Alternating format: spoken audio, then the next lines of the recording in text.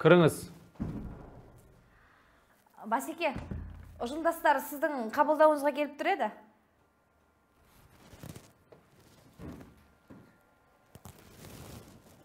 Не үшін? Тыныштық па? Қазір барлығын өзіңіз көресіз. Айта берейін бе? Кірсін.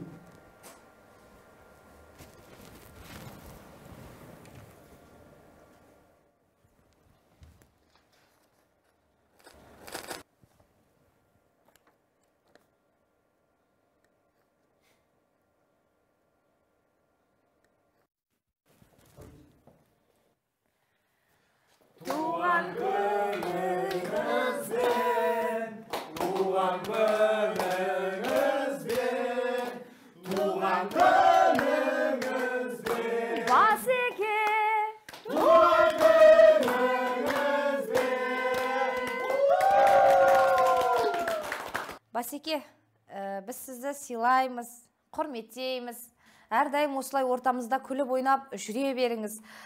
Басеке, мынау сіздің туылған күніңізге орай бүкіл ұжым болып сізге тосын сый жасаған болатынбыз. Бүкіл ұжымның атынан мына бір конвертті қабыл алыңыз. Барлығынан түгелдей өзім жинап шықтым.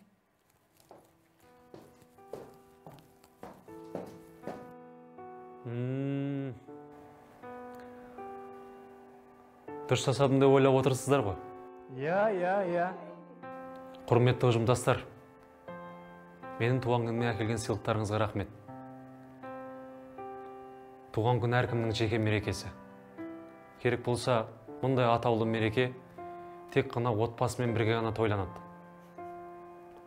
Сондықтан әкелген сыйлықтарыңыздан саналы түрде бас тартамын. Кешіріңіздер, құрметтеріңізге рахмет.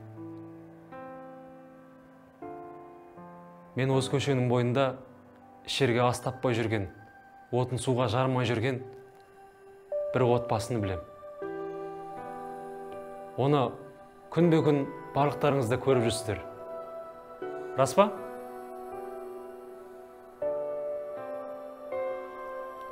Демек, барлықтарыңыз білесіздер.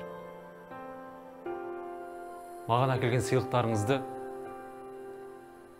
Марал, мынаны қазір сол отбасыға апарып беріңіз.